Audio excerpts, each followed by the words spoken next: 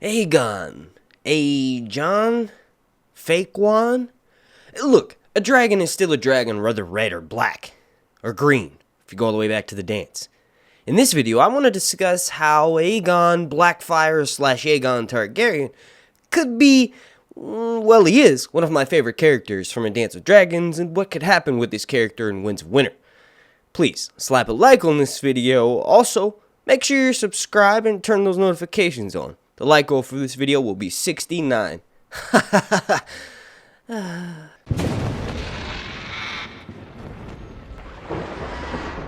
Now, just as a bit of back history on this character, we all sort of know this, so I'll kind of run through the details. If I forget something major, let me know down below in the comment section. But basically, before our story starts, Rhaegar, who is this character's father, supposedly, right? He sees a pretty lady, and he's like, look, you know what, I'm a prophecy guy does prophecy things, and then he basically steals away with Lyanna Stark. You gotta remember that Rhaegar is the Prince of Dragonstone, next in line for the Iron Throne, and is already previously married to Elia of House Martell of Dorne.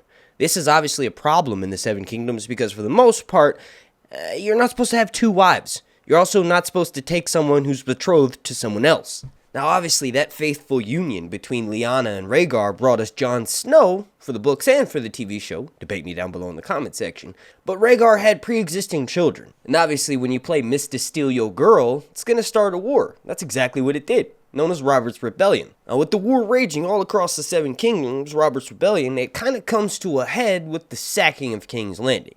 Now, King Jaeherys, the Mad King, is convinced by Maester Pycelle to open the gates of King's Landing to Lord Tywin Lannister's men. Once they come in, Jaime slays the Mad King, and Gregor Clegane dashed the head of supposedly Aegon against the wall, so much to the point where his face is, this is the key point, unrecognizable. Then he proceeds to rape Elia Martell. So obviously the fact that Lord Tywin's men would do such a terrible thing, and then King Robert, is okay with it, causes a rift between Ned and Robert Baratheon. So Ned ends up storming out of King's Landing, and then goes down south to fight the rest of the wars by himself. But that's kind of a different story for a different video. In the main storyline, Tyrion meets someone named Young Griff. Young Griff is introduced to Tyrion as the son of older Griff. Griff is a sellsword, and they're both aboard a ship known as the Shy Maid. Basically, Griff and Young Griff and company are headed to Volantis, where they want to go and meet with everyone else over in Essos. The story is revolving around Daenerys, so Griff is on his way to meet with her and perhaps propose a marriage. So Tyrion doesn't know right away that Griff, Young Griff, and everybody who's in this company is sort of pretending to be someone else, although he starts to get clues, obviously.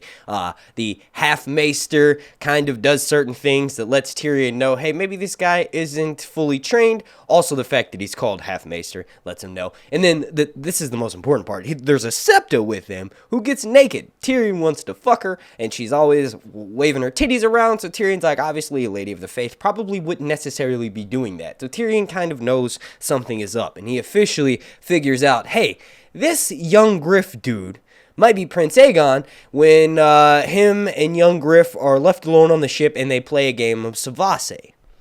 So, during this game, Aegon ends up telling Tyrion that, according to Varys, the infant killed during the sack of King's Landing was actually someone who tans leather's infant son. Apparently, Varys was able to get the tanner's infant son for a jug of wine, since apparently the tanner had other sons, and he had never tasted Arbor Gold before, which is kind of crazy. So Varys ends up arranging for the swap of the two infants, so Aegon is switched out, and Aegon is then carried across the Narrow Sea with Varys. And then the kid that's killed by Gregor Clegane is actually the tanner's son, and the real Aegon survived. And that's kind of what we know about him from, A Dance with Dragons. Now, here's some things that I intentionally sort of skipped over, so let's backtrack a bit.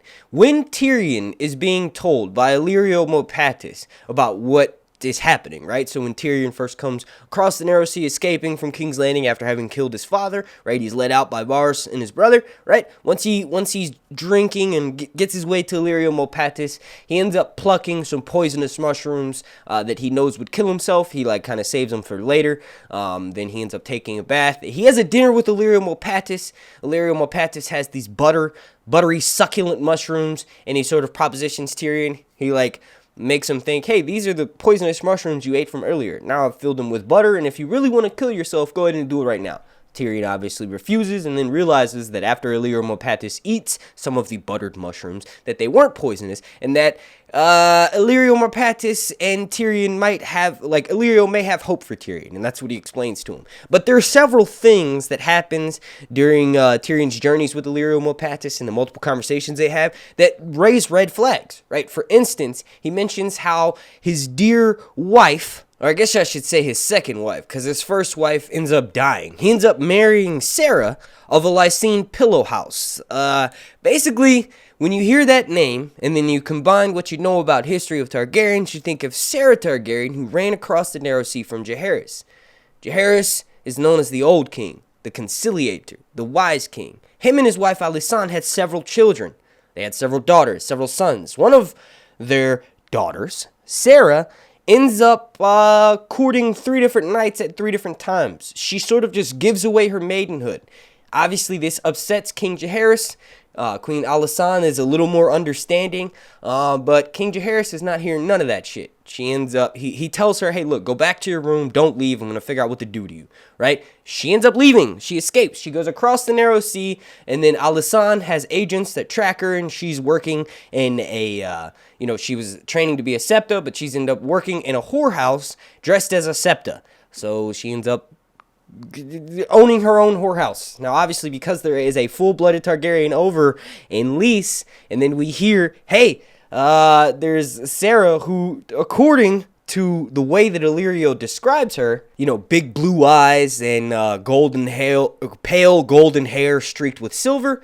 Those are some pretty traditional Targaryen looks. Now, obviously, you could argue that those are Valyrian looks, but the fact that there was a famous Saera that went across the Narrow Sea and made a pleasure house, and then this dude finds a Saera who has the Targaryen looks, kind of makes you wonder, like, hey, is it possible that Illyrio Mopatis feels so indebted to Aegon because actually that's his son, with the Saera Targaryen who descended from Saera Jaehaerys' daughter that ran the whorehouse? Like, obviously there's been several hundred years since then, but it's possible. And if that's the case, well then maybe Aegon isn't a Blackfire, but a true Targaryen. Alright, now that's the theory that I've been working on myself, and if you guys want, maybe I'll make a video just solely dedicated onto that, because there are other few things. But don your tinfoil caps. I have not said that in a while in any of these videos, but a lot of people think that, in specific, a conversation that Tyrion has with Illyrio Mopatis about the Golden Company means that Illyrio and maybe Varys,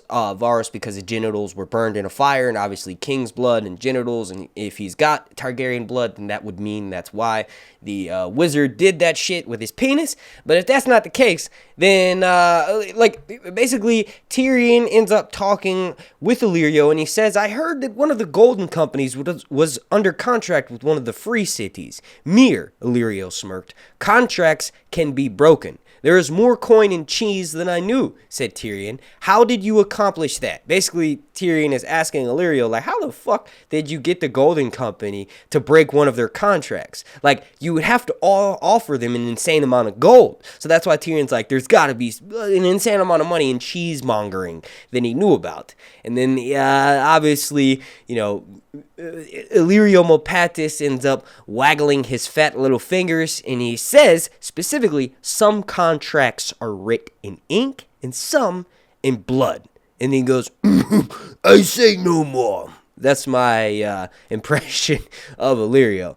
But basically, Tyrion ends up talking about the Golden Company and how they basically have a Blackfire past through Bittersteel. Tyrion mentions how, the Blackfires are technically Targaryen bastards, and then Illyrio famously says a dragon is still a dragon, whether black or red. Then he says, when Meleys the Monstrous died on the Stepstones, that was the end of the male line of House Blackfyre. So that conversation right there is very curious that he says male and not the end of House Blackfyre, right? So he's alluding to the fact that there may be more Blackfyre female heirs out there, and maybe this Aegon is descended from a line of female Blackfyres. If that's the case, well then maybe, like George loves to allude to certain things, but I think more so what I mentioned in this video, that Aegon is legitimate, and I agree with Illyrio. Even though a dragon could be black or red or even green sometimes, they're still a dragon, right? There's this secret thing that almost every other character is a Targaryen, and this Aegon dude kind of fits the profile. I mean, you gotta remember that the infant that was killed was dashed up against the wall. Their face was unrecognizable. That's mentioned several times, that his face was unrecognizable, except for like little locks of hair. It's also mentioned that several of the characters could barely bear witness to it. So someone who would have seen, possibly, perhaps, a little baby Aegon, would recognize it, but maybe they didn't look at it because it was such a horrendous sight. Tywin ended up wrapping them in crimson cloths of his house colors because they were so bloody. He wrapped them in crimson cloths to sort of hide how bloody and disgusting the bodies were of Prince Rhaegar's children and wife. And speaking of Rhaegar always was a prophecy-ridden prince. He knew that the dragon has to have 3 heads. Like, you could argue with strong points that Elia knew he had to get with Lyanna because the 3 heads of the dragon had to come from certain bloodlines. Rhaegar's grandfather, King Jaeherys, like, not Jaehaerys the Conciliator, but Rhaegar's grandfather, Jaehaerys, was obsessed with prophecy as well. He thought that the prince that was promised would come from the line of Rhaegar's parents, Aerys the Mad King and Rhaenyra.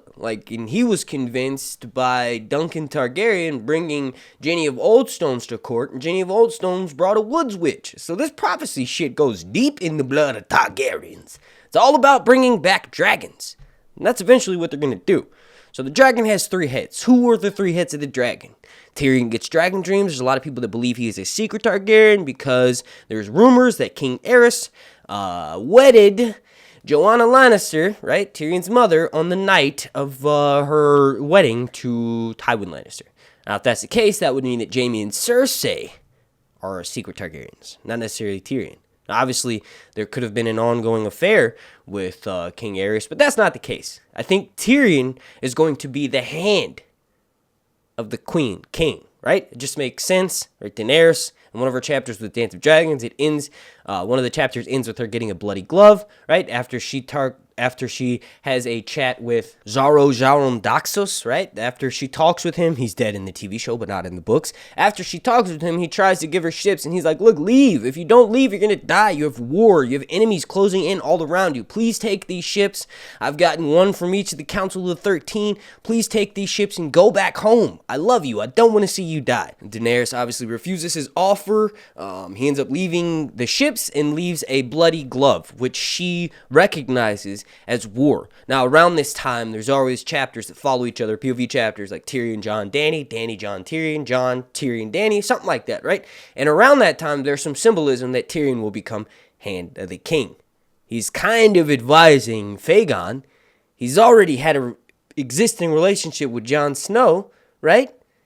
He's setting up plans. Tyrion is going to be one of the greatest hands of the king ever.